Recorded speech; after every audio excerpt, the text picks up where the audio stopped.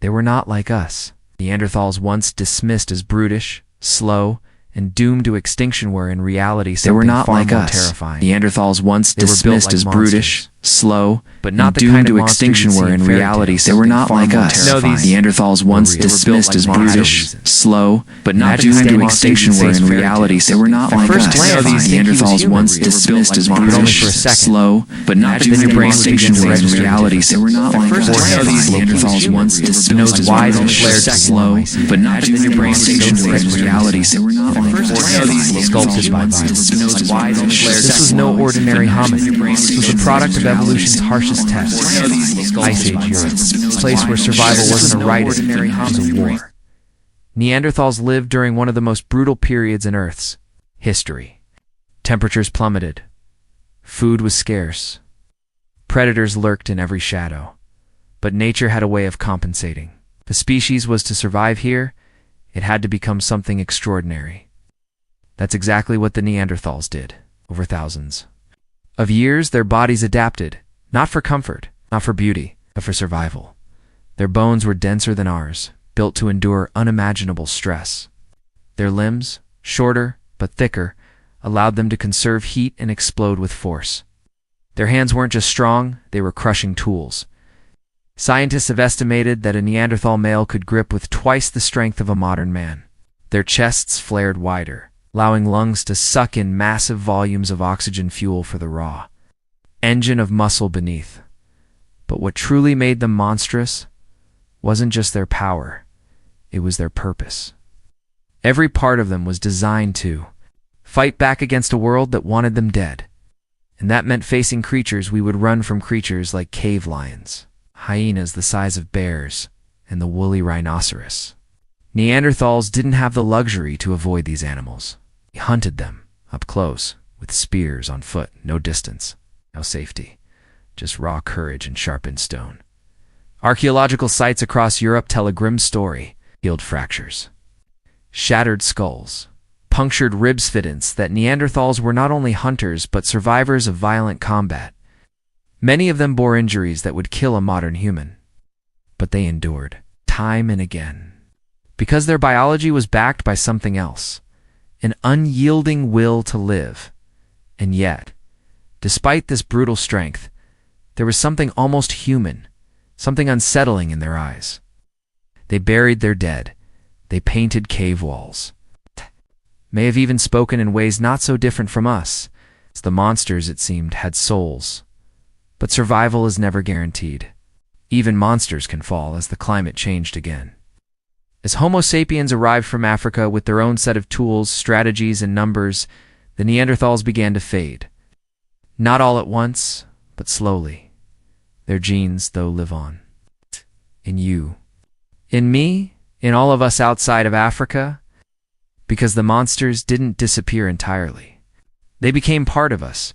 So next time you look in the mirror, search for it. The echo, the trace, it's the shadow of a time when humanity was not alone. When another species walked the earth, powerful, resilient, and shaped by survival, not a myth, not a fantasy, but a monster with a reason. And we are the legacy they left behind. The Neanderthals didn't just survive in harsh conditions, they dominated them. But their dominance wasn't born from cruelty or chaos. It was calculated. Their tools weren't primitive in the way we once thought. Their weapons, stone-tipped spears, carefully flaked blades, were forged with a deep understanding of how to kill. And not just animals. The precision of some wounds found on prey bones suggests that Neanderthals understood anatomy. They knew where to strike, how to conserve energy, how to kill efficiently. This wasn't brute force. It was skill born from necessity. Their communities were tight-knit. Small bands, often made up of extended family, moved across dangerous landscapes together. They had to. Trust wasn't a luxury, it was survival. Every injury to a hunter meant the whole group had to adapt, and they did. Time and again, we know. This because we've found Neanderthal remains with severe disabilities, an elderly man with a crippled arm, a woman with a crushed foot, a child with deformities. Yet they lived long past the point of injury. That means someone cared for them, fed them, protected them. Monsters don't do that. Humans do. Still, their world was one of shadows. They didn't build cities. They didn't leave behind monuments. What they left was buried in caves and silent layers of earth. And in those layers, scientists have found something even more mysterious. Burnt bones, charred remains. Ash. For years it was assumed they used fire only for warmth or cooking. But some sites suggest something more. Repeated burn patterns. Carefully placed bones. Could they have performed rituals? Was there a belief system buried beneath those ancient flames? Did they fear to Thor worship it? It's a chilling thought. A powerful, physically imposing species, capable of deep emotion, ritual, and care. A species that knew the cold grip of winter, the hunger of scarcity, and the violence of predators. And yet, they endured. Not for decades, not for centuries, but for over 300,000 years. Longer than Homo sapiens have existed. Let that sink in. For every century we've walked the earth, they endured 10 more, and then almost suddenly, they were gone. Theories abound. Was it disease, climate collapse, competition with Homo sapiens? Or was it something darker, a slow, creeping extinction? Not from war or famine, but from dilution, because we didn't just coexist with Neanderthals, we bred with them. Their DNA lives in up to 2% of every non-African human on Earth today. That means they didn't fully vanish, they merged. But that merging came at a cost. As Homo sapiens moved into Europe, they brought new tools, new strategies, and greater numbers. They hunted differently, worked in larger groups, communicated more effectively.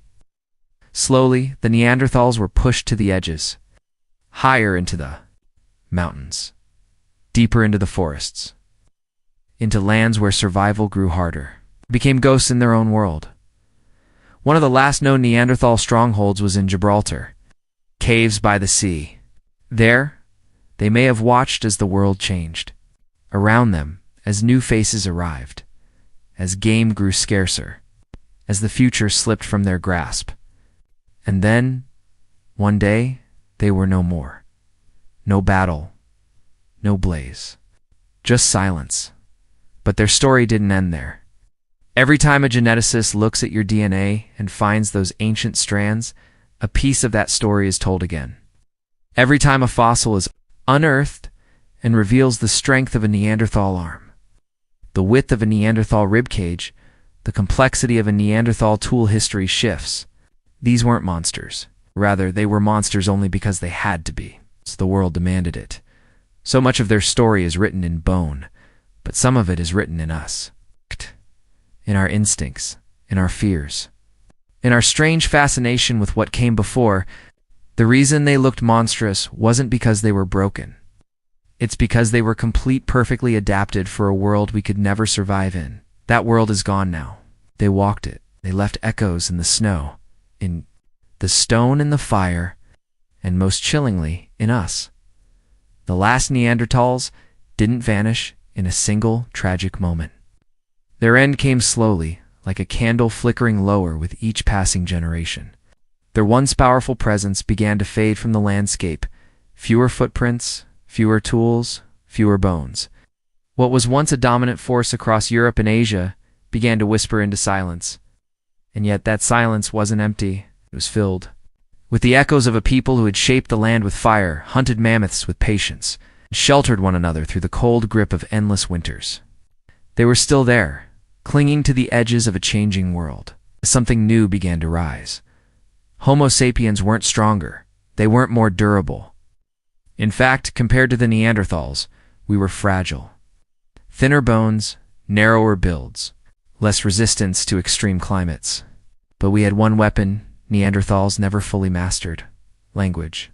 The power to strategize, coordinate, teach not just by doing, but by explaining. Around our fires, stories grew, ideas spread. Innovations didn't die with individuals, they multiplied across generations.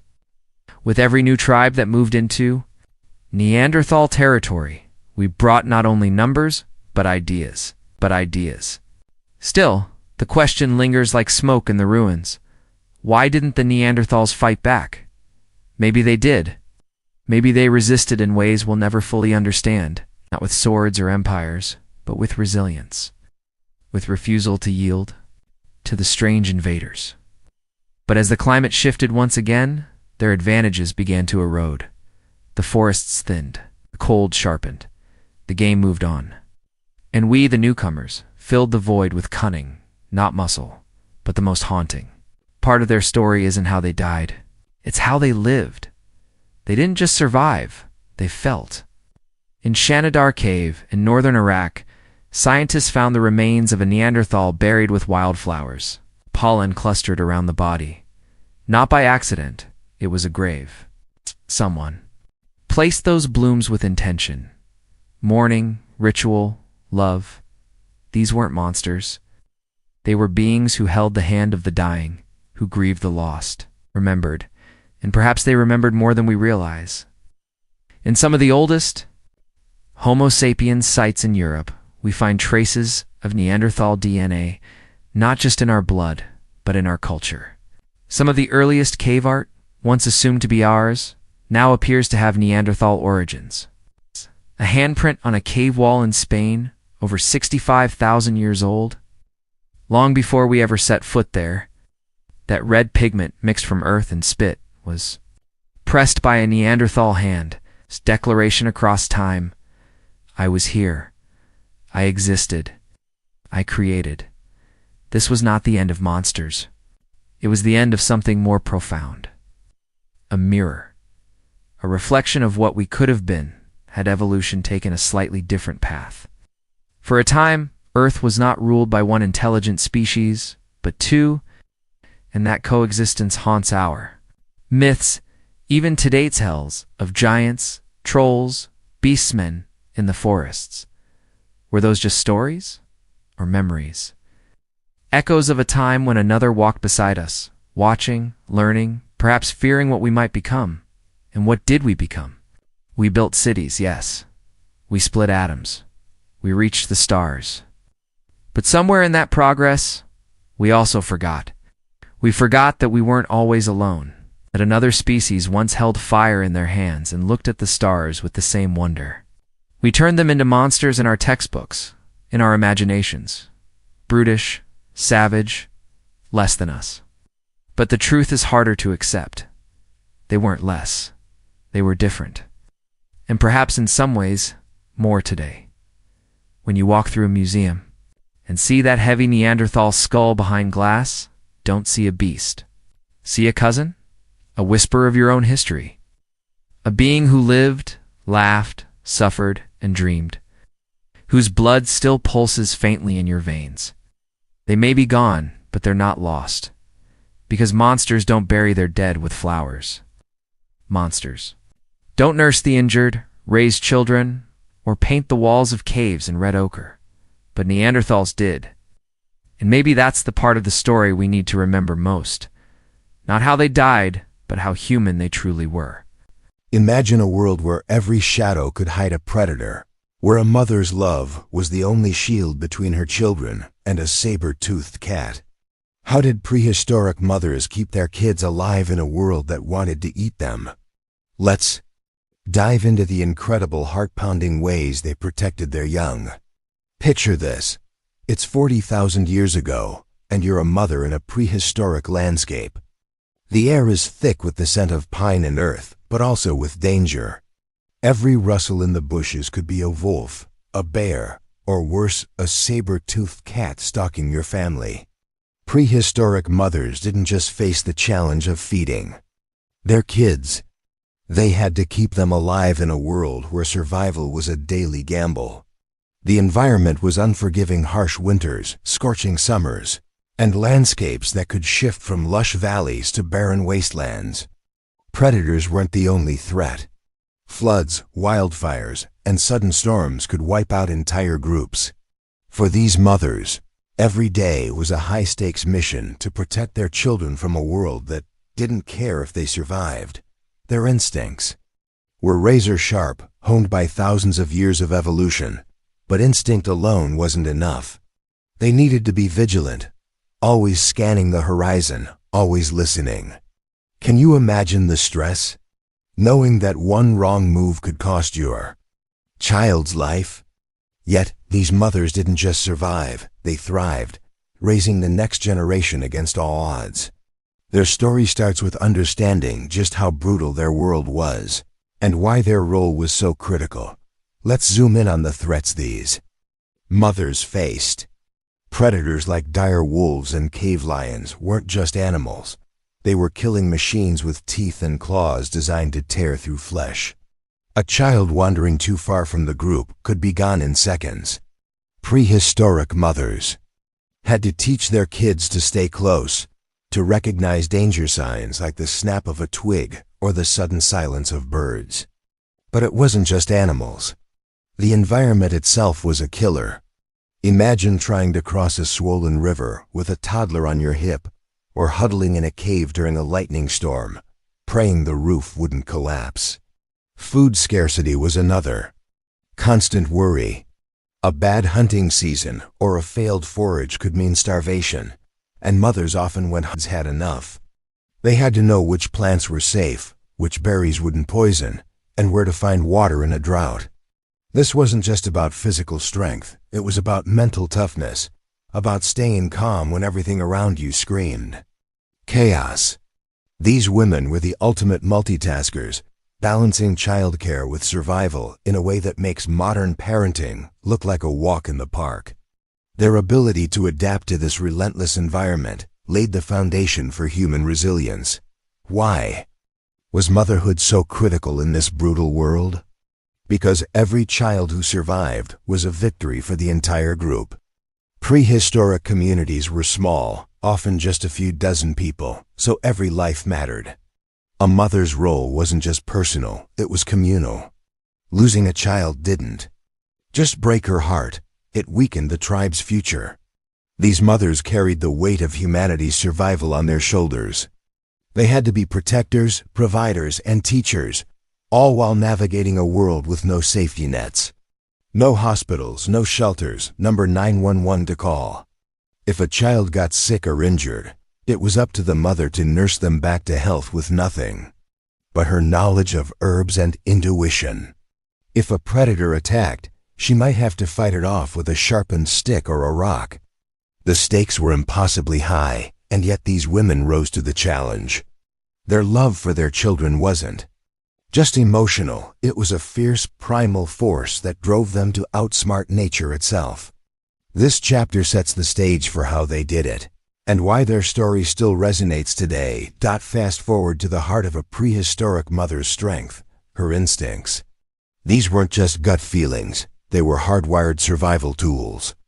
Refined over millennia, a mother could sense danger before it appeared, like a sixth sense for the shift in the wind or the distant growl of a predator. This instinct drove her to act fast, grabbing her child, hiding, or running without a second's hesitation. But instinct wasn't just about reacting, it was about anticipating. Prehistoric mothers taught their kids to freeze at the sound of a snapping branch or to climb a tree when a bear was near. They didn't have books or schools, but they had something better, an intimate knowledge of their world, passed down through generations. This knowledge was their first line of defense. For example, they'd memorize the paths predators took, or the seasons when certain dangers peaked. Their instincts were so sharp they could smell rain hours away or spot a safe cave in a storm. It's humbling to think about, isn't it? These women, with no technology or modern tools, relied on their wits and gut to keep their kids alive. Their instincts were the spark that fueled their ingenuity, which we'll explore next. Prehistoric mothers weren't just instinct-driven, they were innovators. They didn't have steel or machines, but they made tools that turned the odds in their favor. Picture a mother sharpening a flint blade to cut through tough hides, or crafting a sling to carry her baby while foraging. These tools weren't just for survival, they were lifelines. A well-placed spear could scare off a wolf. A woven basket could hold enough berries to feed a family. But what really set these mothers apart was their ability to work together. They formed tight-knit groups, sharing childcare, food, and knowledge. If one mother spotted a hyena pack, she'd signal the others, and they'd form a protective circle around the kids. This teamwork wasn't just practical, it was emotional. These women leaned on each other, sharing the burden of fear and loss. They'd take turns watching the children, allowing others to hunt or gather. This cooperation was a game changer, turning isolated families into resilient communities. It's a reminder that even in the toughest times, connection was key. Their ingenuity didn't just save their kids, it laid the groundwork for human society. Adaptability was the secret weapon of prehistoric mothers. They faced a world that changed, constantly new predators, shifting climates, dwindling resources, and they had to pivot fast. If a drought dried up their usual water source, they'd trek miles to find another, carrying their kids through blistering heat. If a hunting ground was overrun by rival tribes, they'd learn new ways to trap smaller game or harvest plants. They weren't just reacting, they were problem solvers. For instance, some mothers crafted rudimentary shelters from branches and hides to shield their kids from storms. Others figured out how to use fire not just for warmth, but to scare off animals or cook food, making it safer for little ones to eat. These adaptations weren't random. They were deliberate, born from a fierce need to protect. Every small innovation, from a better way to carry water to a new method of signaling danger, was a step toward survival. These mothers didn't just adapt to their world, they shaped it, ensuring their children had a fighting chance. Their ingenuity is a testament to the human spirit, and it's why we're here today. Now, let's talk about the heart-wrenching sacrifices prehistoric mothers made. These women didn't just risk their lives, they gave everything for their children. Imagine a mother standing between her child and a charging boar, armed with nothing but a stick and her courage. Stories from archaeological finds, like skeletons with healed wounds, suggest mothers fought off attackers, often at great personal cost. Some went hungry to give their kids the last scraps of food during lean times.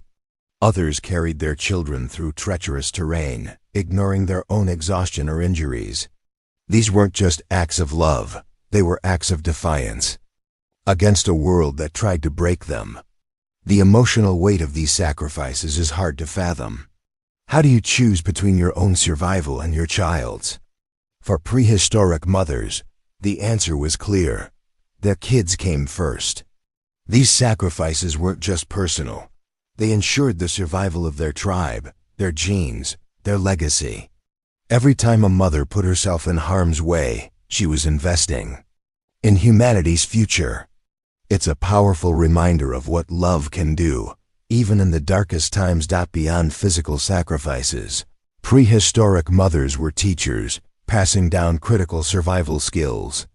They didn't have classrooms, but they had the world as their school. A mother would show her child how to spot edible plants, how to track animals, or how to start a fire with nothing but flint and tinder. These lessons weren't optional, they were life or death. Imagine a mother patiently teaching her toddler to stay quiet during a hunt, or showing an older child how to sharpen a spear. These skills weren't just practical. They were a legacy, ensuring the next generation could survive. Mothers also taught social skills, like how to share resources or resolve conflicts within the group. This wasn't just about survival, it was about building a culture of cooperation. Archaeological evidence, like tools found near children's remains, suggests kids learned young, often mimicking their mother's actions. These lessons were hands-on, forged in the heat of necessity. By teaching their kids, mothers weren't just saving them for today, they were preparing them for tomorrow. Their role as educators shaped not just their children, but the future of humanity. The legacy of prehistoric mothers is all around us. Every one of us carries their DNA, their resilience, their love. Their sacrifices and teachings laid the foundation for human survival, turning small, vulnerable groups into thriving communities. They didn't just keep their kids alive, they built the blueprint for society. Their cooperation created the first social bonds. Their tools sparked the first innovations, and their courage inspired the human spirit. Think about it. Every time you solve a problem or help a friend, you're echoing the instincts of those ancient mothers. Their story isn't just history, it's a call to appreciate the strength we inherit. They faced a world we can barely imagine, yet their love and grit carried humanity forward. As we reflect on their lives, we see the roots of our own resilience. Their legacy reminds us that even in the toughest times, love and ingenuity can overcome anything. What a journey, right? Prehistoric mothers faced a world of relentless danger, yet their love, ingenuity, and sacrifices ensured humanity's survival. They weren't just mothers, they were warriors, teachers, and innovators who shaped our past and our present. Their story makes you think, what challenges do we face today that call for that same fierce determination? Next time you're up against a tough moment, channel a little of that prehistoric grit. If this story moved you, hit that subscribe button and let's keep exploring the incredible stories of our past together. Drop a comment, what's one thing you'd do to protect someone you love? And check out our next video for more epic tales of human survival. See you there. Word count, approximately 150 words. Imagine stumbling upon a cave, its entrance sealed shut for 100,000 years, hidden deep in a forgotten corner of the world. What could possibly be alive inside? Breathing in the darkness, untouched by time. Today, we're diving into the mystery of what scientists found when they finally cracked it open. Picture this, a rugged, windswept valley somewhere in the remote mountains of Siberia, where the ground itself seems to hold secrets older than human history. It was here, in 2018, that a team of geologists stumbled upon something extraordinary. They weren't looking for a cave at first, just mapping the terrain for mineral deposits. But then, one of them noticed an odd rock formation, a slab that didn't quite match the surrounding landscape. It was too smooth, too deliberate, like nature had sealed a door shut and thrown away the key. Radiocarbon dating later revealed this entrance had been closed off for 100,000 years, give or take a millennium. That's older than the pyramids, older than the first human civilizations. The team stood there, staring at this geological vault, their hearts pounding. What was inside?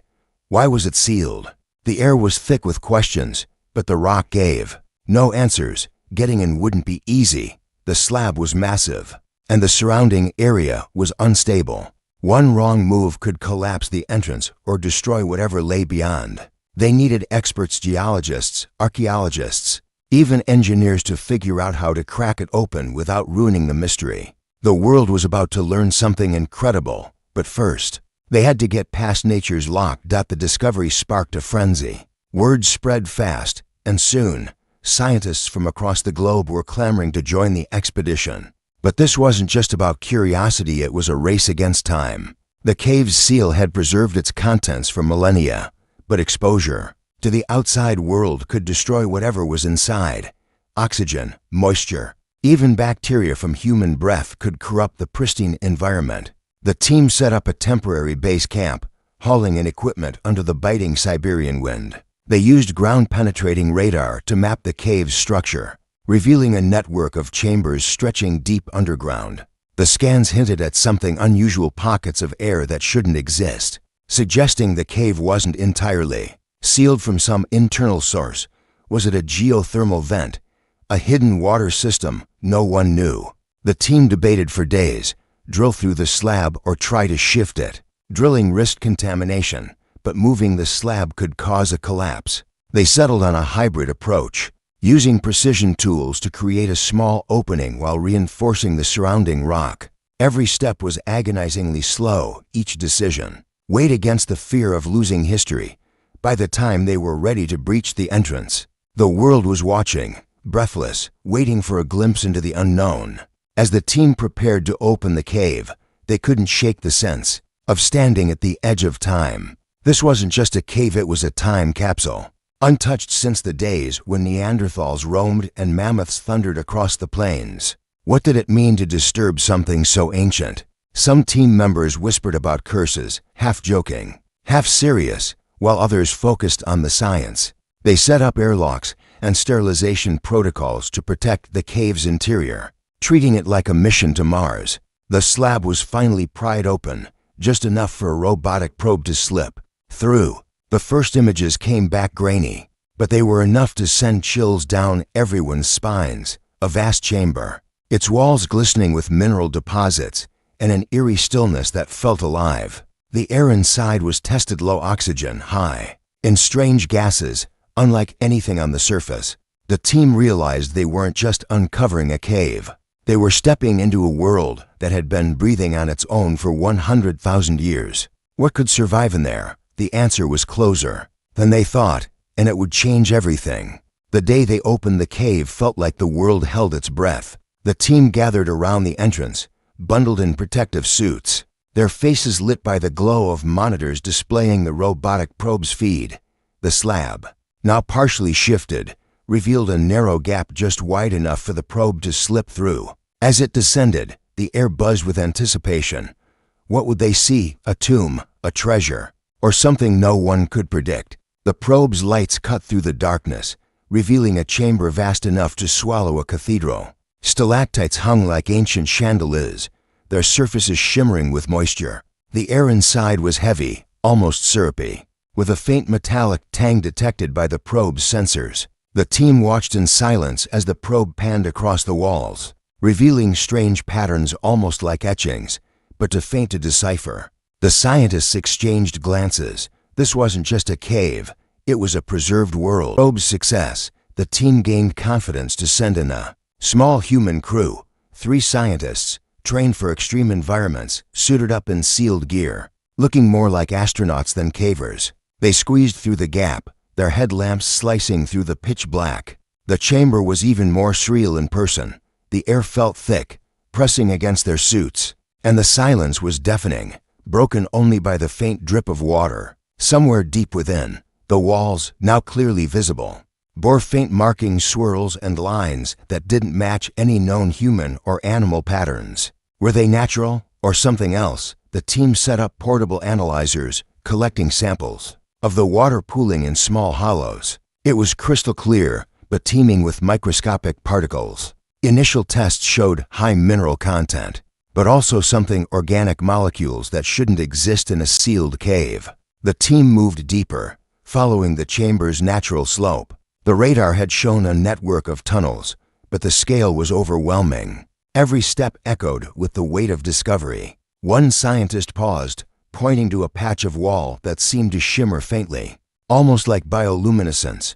Was it a trick of the light, or was something alive down here, glowing in the dark? Back at the surface, the team analyzed the probe's data and the samples brought up. The water contained microorganisms, tiny, resilient life forms that defied everything they knew about biology. These weren't just bacteria. They were something older, stranger, adapted to an environment cut off from the sun for 100,000 years. The lead microbiologist described them as living fossils, organisms that might predate modern ecosystems. But how were they surviving? The team found traces of chemical reactions in the cave's air processes that suggested a closed-loop ecosystem, possibly fueled by geothermal energy from deep within the earth. The cave wasn't just a tomb, it was a self-sustaining world. The bioluminescent glow spotted earlier wasn't an illusion, it came from clusters of these microbes, emitting faint light as part of their metabolism. The team was stunned. This wasn't just a discovery, it was a window into life's resilience. But questions piled up. How had these organisms evolved? Were they dangerous? And what else was hiding deeper in the cave?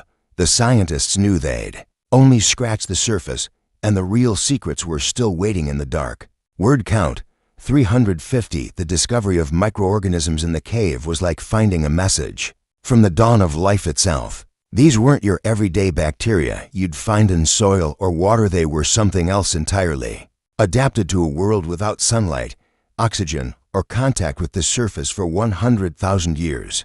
Back in the lab, the team hunched over microscopes, their screens glowing with images of tiny, translucent cells that seemed to pulse with purpose. These microbes, dubbed paleobacteria by the team, had structures unlike anything in modern biology textbooks. Their cell walls were thick, almost armor-like, built to withstand the harsh chemistry of the cave's environment. Some had strange, hair-like tendrils that seemed to interact with the mineral-rich water. The lead microbiologist couldn't stop talking about their metabolism. It wasn't based on oxygen or sunlight, but on chemosynthesis, a process where chemical reactions, likely driven by geothermal heat, provided energy. Think about that. A world where life doesn't need the sun, just raw chemistry. The team realized they were looking at a snapshot of what life on Earth might have looked like billions of years ago, or even what life could look like on other planets. But the big question lingered: were these microbes alone, or was there something bigger sharing their world? As the team ventured deeper into the cave, they found more than just microbes. The water pools weren't just puddles, they were part of a complex network, fed by underground springs that carried trace minerals and gases. The scientists mapped these pools, noticing how some glowed faintly with bioluminescence, creating an otherworldly light show. The paleobacteria weren't just surviving, they were thriving in a delicate balance with their environment. The team found evidence of microbial mats, thick, slimy layers of these organisms coating the rocks, feeding off chemicals like sulfur and methane. These mats were like the cave's heartbeat, cycling nutrients in a closed-loop system. The air, thick with nitrogen and trace gases, supported this cycle, with the microbes breaking down minerals and releasing byproducts that fueled other reactions. One scientist compared it to a biological engine, running for millennia without a hitch.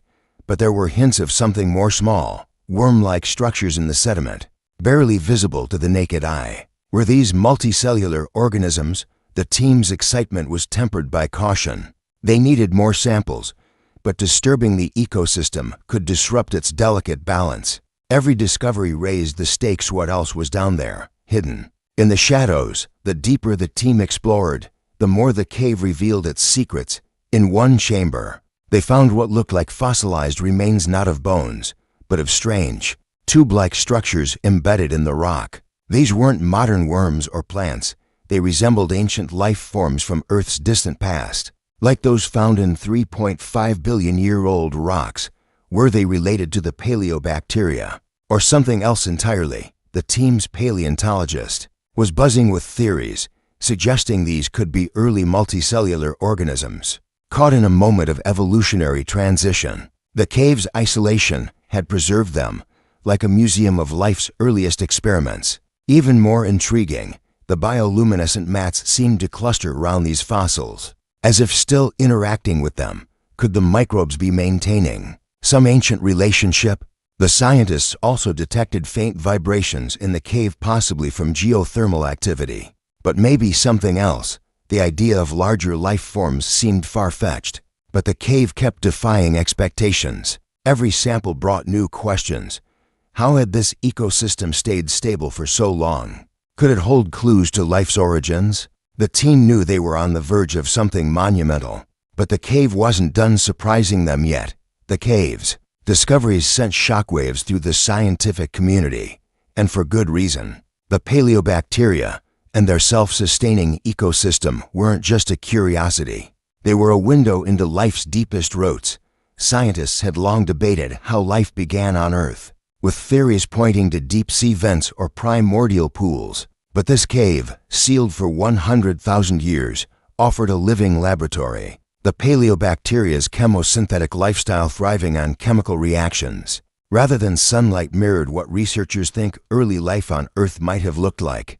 Billions of years ago, when the planet was a hostile mix of rock and gas, the cave's microbes could be descendants of those ancient pioneers, preserved in a time capsule of stone. This wasn't just about Earth, though. Astrobiologists were losing their minds over the implications for extraterrestrial life. If life could thrive in a sealed cave with no sunlight, what about the icy moons of Jupiter or Saturn, like Europa or Enceladus? Those worlds have subsurface oceans and geothermal activity, conditions eerily similar to the cave's. The discovery suggested that life doesn't need a cozy, Earth-like planet to survive. It just needs the right chemistry. Suddenly, the universe felt a lot less lonely. But what did this mean for us here on Earth? The team knew they'd stumbled onto something that could rewrite biology textbooks. The cave's ecosystem also raised big questions about evolution. How had these organisms stayed stable for so long?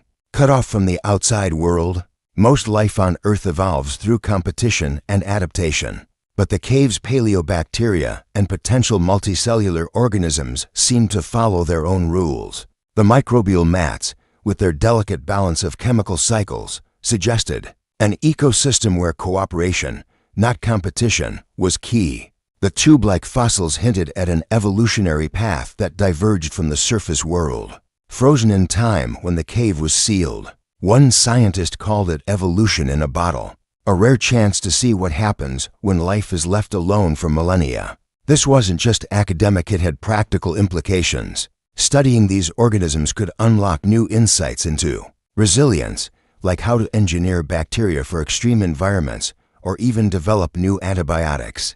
The paleobacteria's thick cell walls and unique metabolism were already inspiring biotech researchers to think about medical applications. But there was a flip side.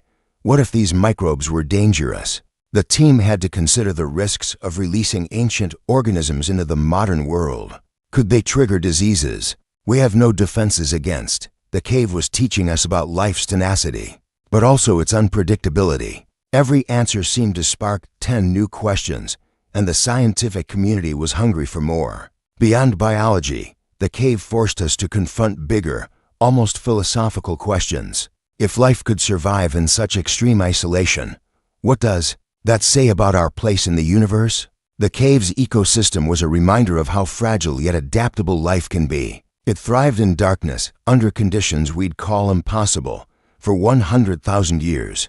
Could humanity learn from that resilience? As we face climate change and the search for new frontiers, the cave's lessons felt urgent. Its geothermal-driven ecosystem hinted at sustainable energy models, while its microbes suggested ways to engineer life for harsh environments, maybe even for colonizing Mars. But the cave also held a warning: life finds a way, but it doesn't always play nice. The faint vibrations and unconfirmed multicellular organisms left the team wondering if they'd missed something bigger, something still lurking in the cave's depths. For now, the site was sealed again, protected for future study, but the discoveries were already reshaping our understanding of life. This wasn't just a cave, it was a mirror, reflecting our past, our potential, and maybe even our future among the stars. What would we do with this knowledge? That's the question the cave left us with, and it's one we're still grappling with today. Word count: 350. This journey into a 100,000-year-old cave has been nothing short of mind-blowing. From the moment that slab was cracked open, we've been pulled into a world where life defies everything we thought we knew thriving in. Darkness, rewriting the rules of biology, and whispering clues about our own origins. It's humbling to think that a hidden corner of Siberia could hold answers to questions we've asked for centuries. How did life begin? Could it exist elsewhere in the cosmos? And what does it mean for us as we stand at the edge of our own uncertain future? The cave reminds us that life is stubborn, creative, and full of surprises. It's a story that's still unfolding, with every sample and every study bringing us closer to understanding our place in the universe. So what do you think? Could there be more caves like this out there, hiding secrets we're not ready for? Or maybe even life on another planet, waiting to be found? Drop your thoughts in the comments. I'd love to hear what this discovery sparks for you. If you enjoyed diving into this mystery, hit that subscribe button and ring the bell so you don't miss our next adventure. There's so much more to explore, from ancient mysteries to cosmic frontiers. Let's keep asking the big questions together. See you in the next video. Imagine standing on a windswept plain 30,000 years ago, your breath visible in the freezing air. Your stomach growls, your fingers ache from the cold, and in the distance, a massive woolly mammoth towers over the horizon. Your family's survival depends on bringing it down with nothing but sharpened stones and courage. One wrong move, and you're crushed. This was the reality for your ancestors, the Paleolithic people who faced unthinkable odds to survive. What did they do when starvation loomed? How did they outwit beasts 10 times their size? And what desperate acts unimaginable to us today kept them alive through ice ages and predators? In this journey, we'll uncover the raw, gripping truth of their survival, from hunting rituals that pushed human limits to choices so extreme they'd haunt your dreams. This isn't just history. It's the story of human grit, ingenuity, and the will to live. Join us as we step into their world, where every day was a battle, and every victory reshaped who we are. Picture this. It's dawn, and the ground crunches under your feet, dusted with frost. You're a Paleolithic hunter, your clan huddled around a dying fire. Hunger gnaws at your days without food, make your vision blur. In the distance, you hear it, the low, rumbling bellow of a woolly mammoth. It's your lifeline, but also your potential doom. These hunts weren't just about food. They were about proving your clan could outlast the Ice Age. A single mammoth could feed dozens for weeks. Its hide could warm a shelter. Its bones could build tools. But the stakes? Unforgiving. One misstep and a tusk could end you. These early humans, your ancestors, weren't superheroes. They were just like us, driven by fear, hope, and the will to survive. They had no metal, no machines, just their wits and fragile bodies. Yet they faced creatures we'd flee from today. How did they prepare for such a gamble? It started with ritual shamans chanting, hunters sharpening flint, and a shared belief. Bet this hunt could save them all. Can you imagine the weight of that moment, knowing your family's fate rested on your courage? Now let's talk tools, because these weren't just sticks and stones. Paleolithic hunters crafted spear points, so sharp they could pierce a mammoth's hide, flicking flint with precision that rivals modern surgery. They used atlatls, a kind of spear thrower, to launch projectiles with deadly force. But the real magic? Teamwork. No lone hero could take down a 10-ton beast. Clans worked like a single organism. Some hunters drove the animal toward traps, others flanked it, and a few risked everything to strike. They studied their prey mammoths, bison, even saber-toothed cats, learning their habits, their weaknesses. They'd use the landscape, herding beasts into bogs or cliffs to slow them down. And it wasn't just men. Women and even older children played roles, from crafting tools to signaling during the hunt. This wasn't chaos. It was strategy born from desperation. Every move was planned, every role critical. Imagine the adrenaline, the silent signals passed through glances, the trust in your clan to have your back. One mistake, and it wasn't just you who paid, it was everyone. That's the kind of unity that kept them alive. Let's step into the hunt itself. You're crouched in tall grass, heart pounding, gripping a spear. The mammoth looms closer, its trunk swinging, eyes wild. Your clan spreads out, moving like shadows. Someone shouts a signal, and the chase begins. You drive the beast toward a ravine where mud will trap its bulk. Your brother hurls a spear. It glances off the hide, and the mammoth charges. You scatter, but you've trained for this. Another hunter lands a hit. Blood stains the frost. It's chaos, but it's controlled. Finally, the beast stumbles, trapped. You strike together, aiming for the heart. When it falls, the ground shakes. You're alive, but you feel at the cost. Maybe someone didn't make it. The victory is bittersweet, but the meat, hide, and bones will carry your clan through winter. This wasn't just a hunt. It was a ritual of survival, etched into their bones and ours. These moments defined them hunters who stared down death and won. How does it feel to know their blood runs in you? Hunger in the Paleolithic wasn't just an empty stomach. It was a slow, creeping terror. Imagine weeks of failed hunts, berries, stripped bare, and a winter that wouldn't relent. Your children's cries grow weaker. Your own strength fades. For your ancestors, starvation wasn't an abstract threat. It was a reality that forced unthinkable choices. Archaeologists have found bones from this era, some human, bearing marks that suggest more than just burial rituals. Food scarcity pushed clans to the edge, where survival meant crossing lines we'd shudder at today. What would you do if your family's life hung in the balance? These weren't monsters. They were people driven by the same instincts we have. The Ice Age didn't care about morality. It demanded survival. Some clans scavenged carrion, risking disease. Others ate plants they knew might poison them, hoping for a miracle. These choices weren't made lightly. They were born from desperation, from love, from the raw need to see another dawn. Let's dive into the evidence of what they did when the world turned against them. The archaeological record doesn't lie. At sites like Gough's Cave in England, human bones from 15,000 years ago show cut marks and signs of defleshing evidence of cannibalism. Not ritualistic, not vengeful, but survival-driven. Imagine the moment. A clan snowed in with no game.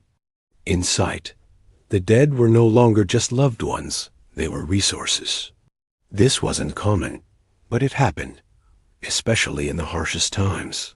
Other evidence shows they scraped marrow from animal bones, oiled them for grease, anything to stave off death.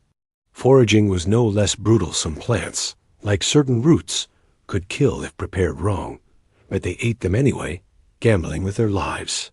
Women, often the foragers, became experts in trial and error botany, passing down knowledge that saved lives. These acts weren't just about food. They shaped early human culture, forcing clans to grapple with what it meant to be human. Was it wrong to survive at any cost? They didn't have the luxury of debate. Their choices haunt us, but they also kept them alive. These dark choices left marks beyond bones. They shaped the stories and taboos of early humans. Cannibalism, though rare, likely sparked rituals to honor the dead, to separate survival from sacrilege. Some clans buried their dead with care, perhaps to atone for what starvation forced. Foraging knowledge became sacred, passed through generations, etched into oral traditions we'll never hear. These moments of desperation also forged bonds clans that survived shared food, shared grief, shared guilt. It's humbling, isn't it? To think that the line between life and death was so thin, yet they found ways to keep going. Their resilience wasn't just physical, it was mental, emotional. They didn't just survive. They built the foundations of culture, of community, of us. Every time you share a meal, you're echoing their struggle to feed one another. These unthinkable acts weren't the end of their story. They were the beginning of ours. How do you reconcile their choices with the humanity we inherit from them? Fire wasn't just warmth for Paleolithic humans. It was life itself. Picture a clan huddled in a cave, the wind howling outside as a small flame flickers. That fire meant cooked food, easier to digest, unlocking nutrients that fueled bigger brains. It meant safety, keeping predators at bay. It meant community, as stories were shared in its glow. Controlling fire was a game-changer. Archaeological sites, like Wonderwork Cave in South Africa, show hearths over 1 million years old. Your ancestors didn't just stumble on fire. They mastered it, hauling embers across landscapes, guarding them like treasure. Imagine the responsibility. The one tasked with keeping the flame alive couldn't fail. Fire also transformed food. Roasting meat killed parasites, while boiling plants made them safer. This wasn't just survival, it was innovation. Can you feel the warmth of that fire, the hope it sparked in a frozen world? It was their defiance against the dark, a spark that lit the path to who we are. Surviving the Ice Age meant more than fire. It meant building a home in a world that didn't want you. Paleolithic humans crafted shelters from mammoth bones, hides, and branches, like those found at Mazirik in Ukraine. These weren't crude huts, they were engineered, designed to withstand blizzards. Imagine dragging a 200-pound bone through snow, stacking it with precision, knowing a collapse could kill your family. They also adapted to the land. Caves for some, open-air camps for others, always moving with the herds. Clothing, too, was a survival art sewn hides, fur-lined, crafted with bone needles. Women likely led this work, their skill as vital as any hunt. These adaptations weren't just practical. They were proof of ingenuity, of refusing to let the world win. Every stitch, every bone placed just right, was a quiet rebellion against extinction. How does it hit you, knowing your ancestors built homes in a world so unforgiving? The Paleolithic wasn't just about surviving, it was about creating something lasting. Those hunts, those desperate choices, those fires and shelters, they wove the first threads of human culture. Social bonds formed around shared meals, shared dangers. Art emerged cave paintings, carved figurines proof they dreamed beyond survival. Their resilience lives in us, in our ability to adapt, to innovate, to endure. Think about it. Every time you solve a problem, you're channeling their spirit. They faced a world of ice and predators, and didn't just survive, they thrived. Enough to pass their genes to you. That's not just history. It's a legacy. As we close this journey, reflect on their unthinkable choices. They hunted giants, ate what they had to, and built homes from bones. They weren't perfect, but they were us raw, determined, human. This story of your ancestors isn't just a window into the past. It's a mirror. Their grit, their sacrifices, their ingenuity shaped the world we take for granted. What would you do to survive? Could you face a mammoth, or make the choices they did? Their story reminds us how fragile, yet unstoppable, humanity is. If this journey into the ancient world made you think differently, hit that subscribe button and join us for more untold stories of our past. Share your thoughts in the comments. What shocked you most about their survival? Let's keep exploring the roots of who we are. Imagine waking up every day knowing that a single misstep could mean death a predator. Lurking in the shadows, a storm that could wipe out your shelter or a wound that might never heal. How did ancient humans not just survive but thrive in a world stacked against them?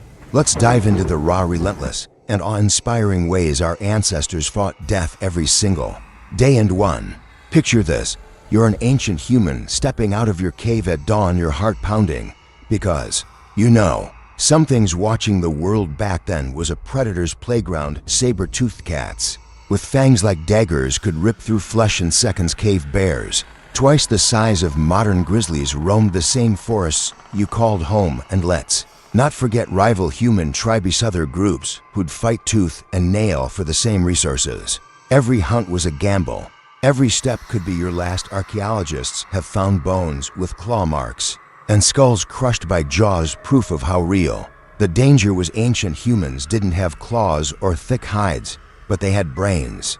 They learned to read tracks, to listen for the snap of a twig, to smell danger on the wind. Survival meant staying one step ahead of creatures built to kill. Kids today worry about a low phone battery. Our ancestors worried about becoming lunch. Every move, from where they slept to how they hunted, it wasn't just about strength, it was about outsmarting death itself. If predators weren't enough, nature itself seemed to have it out for ancient humans. Ice ages locked the world in freezing grips, with temperatures plunging to levels that could kill in hours.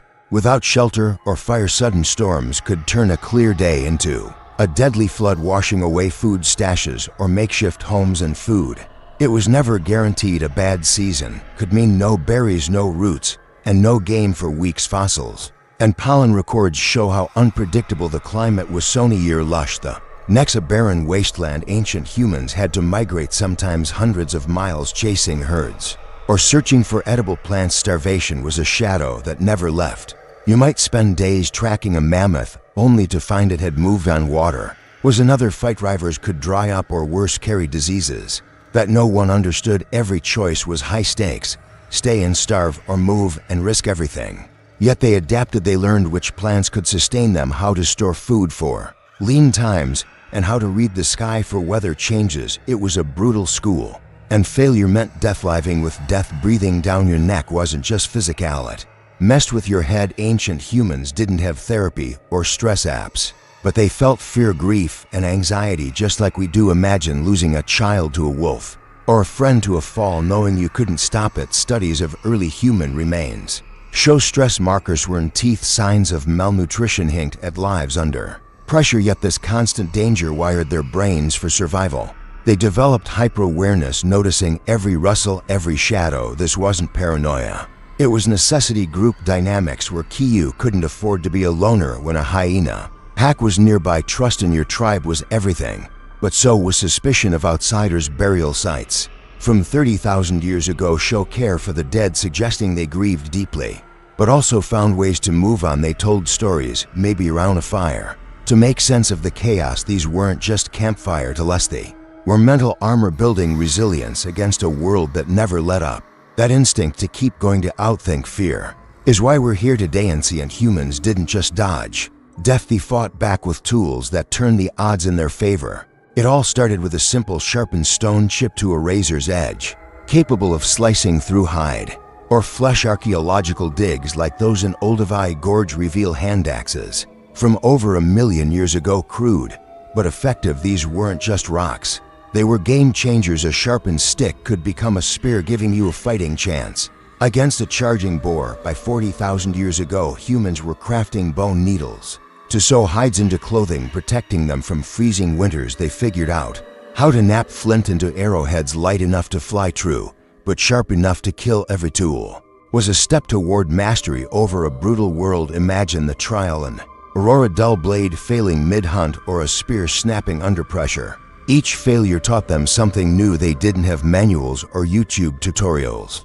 They learned by doing, often at the cost of blood. These tools weren't just for hunting. They carved wood for shelters, scraped skins for blankets, and even shaped rituals like engraving bones for burials. It was ingenuity born from necessity, and it made death a little less inevitable. Hunting wasn't a solo gig, it was a team sport. In ancient humans were the ultimate playmakers. Taking down a mammoth or a giant elk required more than courage.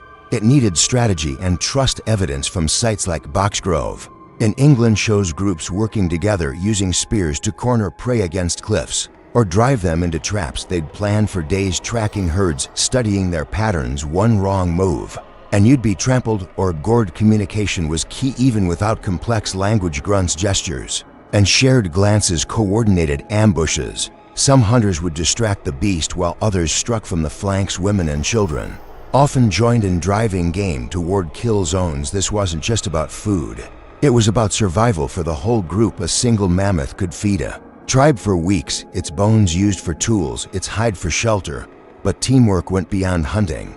Defending against rival tribes meant standing together, wielding those same spears and stones. Cave art from places like Lascaux hints at these epic hunts, showing humans united against towering animals. Failure wasn't just hunger, it was death for the whole clan. Their ability to work as a unit, to trust each other with their lives, was what kept them alive. Ancient humans didn't just outsmart predators and prey, they built strongholds against death itself. Shelters were their first line of defense. From simple lindos made of branches to mammoth bone huts found in places like Mazyrik, Ukraine, these weren't just roofs, they were engineered to withstand blizzards and wolf packs. Constructing them took group effort, dragging heavy logs, stacking stones, or sewing hides for walls. Everyone had a role, from kids gathering twigs to elders weaving grass mats. These shelters weren't random. They were placed near water or defensible hills, chosen with strategy in mind. Beyond physical protection, communities were the real shield. A lone human was easy prey, but a tribe was a fortress. They shared food, guarded each other's backs, and passed down knowledge. Evidence from burial sites shows they cared for the weak, broken bones that healed, suggests someone nursed the injured back to health. These early villages, sometimes just a few families, were the seat of society. They fought death by building bonds, creating systems where survival wasn't just individual but collective. It's humbling to think our skyscrapers and cities started with a few brave souls huddling together, refusing to let the darkness win. When ancient humans got hurt, they couldn't run to a hospital or pop a painkiller a broken leg. An infected cut or a bad fever could spell doom, yet they didn't just give up. They fought back with what they had: archaeological finds like those at Shanidar Cave in Iraq show Neanderthals using plants like yarrow and marshmallow root. Known for their healing properties, these weren't random guesses.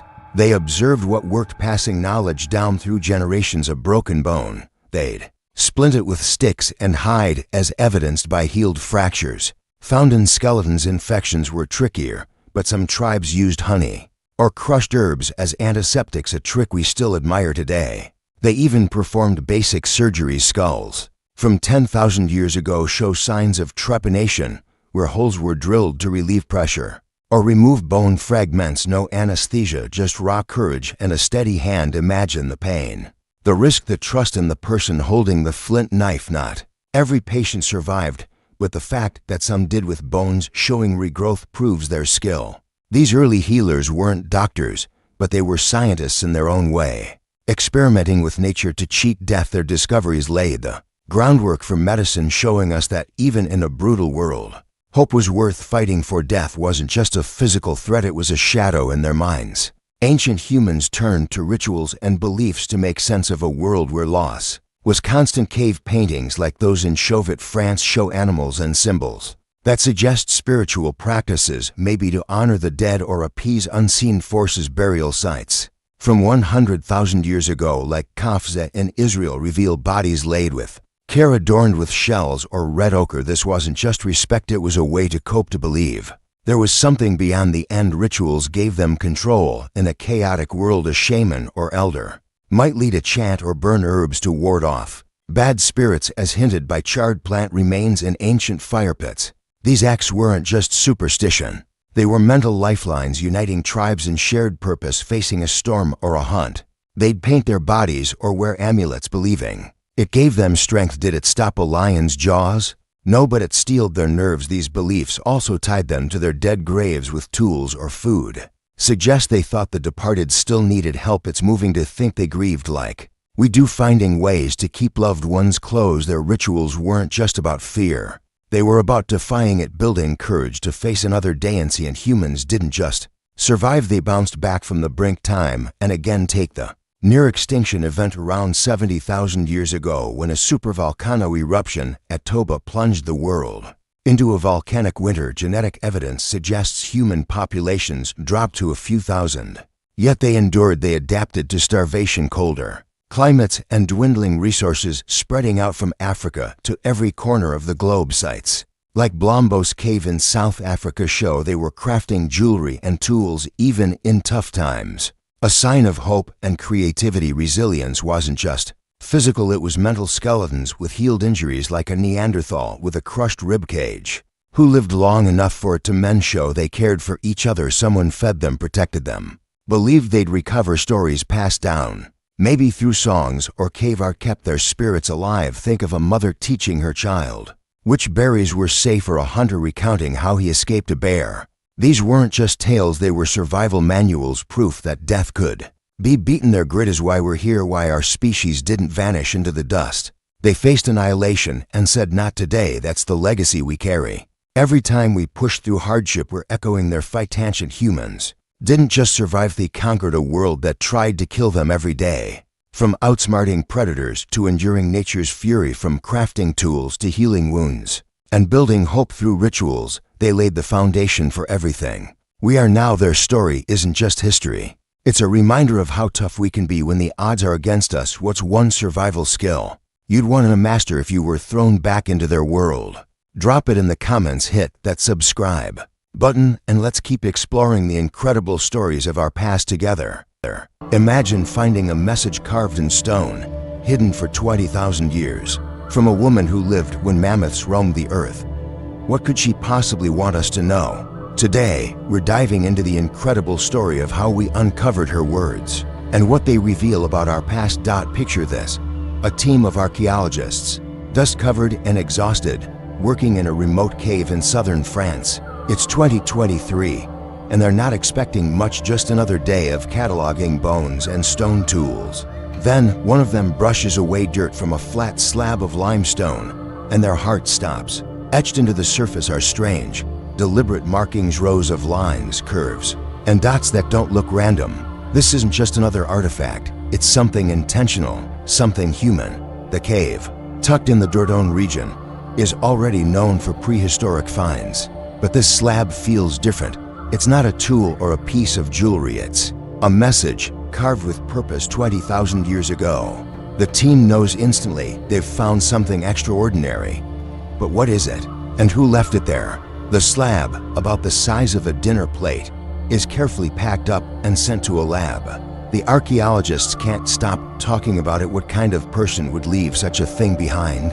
The cave itself, sealed by a rock slide millennia ago, preserved this moment in time, waiting for us to find it. So, why was this cave special? The Dordogne region is like a time capsule for the Upper Paleolithic, a period when early humans were painting caves and crafting tools while surviving an ice age. This particular cave, now called Grotte de l'Etoile, was likely a shelter for a small group of hunter-gatherers. The team found fire pits, animal bones, and flint blades nearby, suggesting people lived here for generations. What makes the site unique is its isolation, sealed off by that ancient rock slide. It escaped looters and erosion. The slab wasn't. Alone, nearby were fragments of ochre and charcoal, hinting at rituals or art. This wasn't just a place to survive, it might have been a place of meaning, maybe even sacred. The archaeologists started piecing together the scene. A small community, huddled against the cold, leaving behind clues to their lives. The slab's markings, though, stood out. They weren't like the usual cave paintings of animals or handprints. These were precise, almost like a code. The question was, how do you even begin to understand something so old? Back at the lab, the slab became an obsession. The markings weren't a language we could recognize, no alphabet, no familiar script. Some researchers thought they might be a tally, like counting days or hunts. Others wondered if they were symbolic, maybe part of a ritual. One bold theory even suggested it could be an early form of storytelling, a way to pass down knowledge. But deciphering it was a nightmare. The symbols didn't match any known prehistoric systems. And 20,000 years is a long time. Cultures change, meanings vanish. The team faced skepticism too. Some experts argued it was just random scratches, not a message at all. Yet the precision of the carvings, made with a flint tool, suggested intent. They brought in linguists, anthropologists, and even AI specialists to analyze patterns. The biggest challenge? Not projecting our modern biases onto something so ancient. Was this a woman's voice, as some clues suggested? And if so, what was she trying to say? The answers were out there, but they'd take time to uncover. So, who was this woman who left a message 20,000 years ago?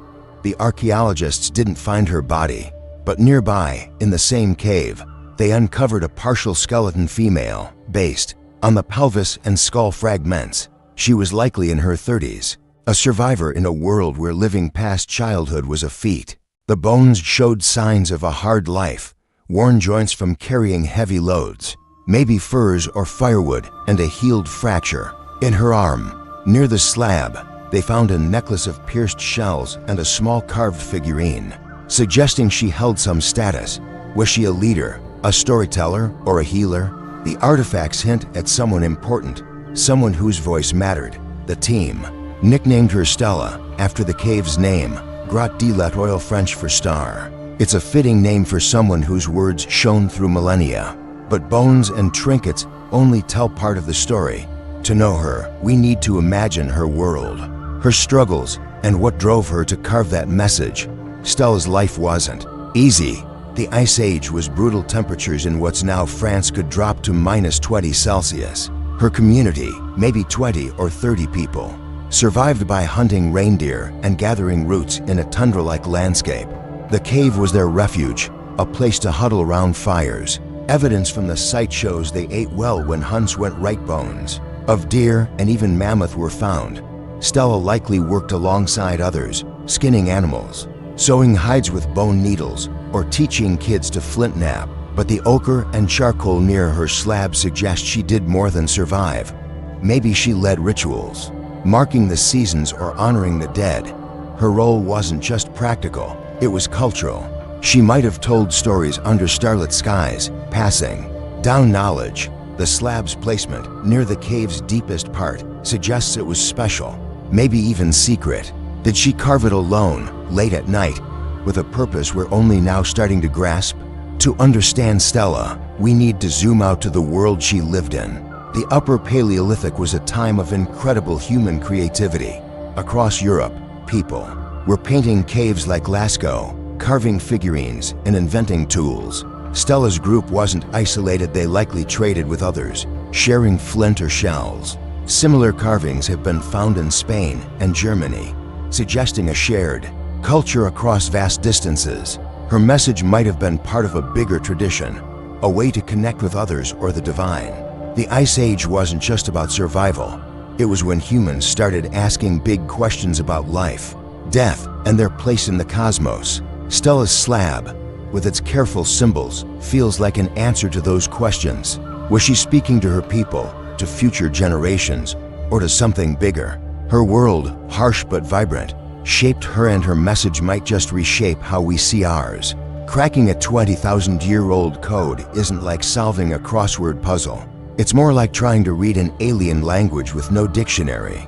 The team studying Stella's slab faced a daunting task, but they had some cutting-edge tools in their arsenal. First, they used 3D imaging to map every scratch and groove on the limestone, revealing details invisible to the naked eye. This showed the carvings were made with different tools over time, suggesting multiple sessions of work.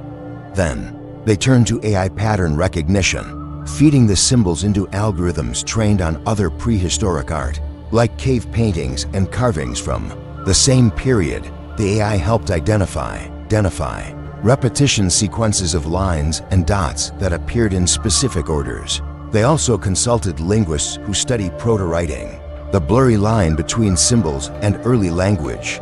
Carbon dating of nearby charcoal pinned the slab to around 18,000 BCE, giving context for comparison with other sites. But the real challenge was interpretation. Without a Rosetta Stone for the Ice Age, the team had to blend science with educated guesses, always risking overinterpretation. Every step brought them closer, but the symbols stayed stubbornly mysterious. After months of dead ends, the team hit a breakthrough. The AI flagged similarities between Stella's symbols and patterns found in a cave in Spain, 800 miles away.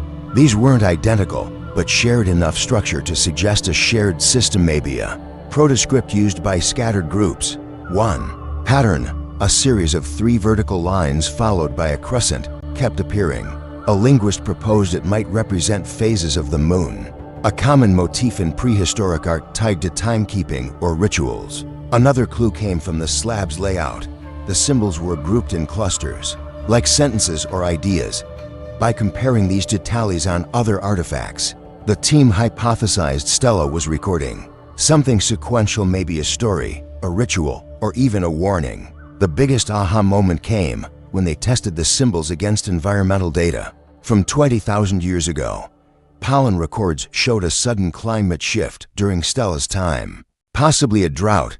Could her message be tied to that? The pieces were starting to fit, but the full picture was still just out of reach. So, what was Stella trying to say? The team's leading theory is that her slab wasn't just art, it was a record, maybe a plea. The moon-like symbols and sequential clusters suggest she was tracking time, possibly warning her people about a changing world. Maybe she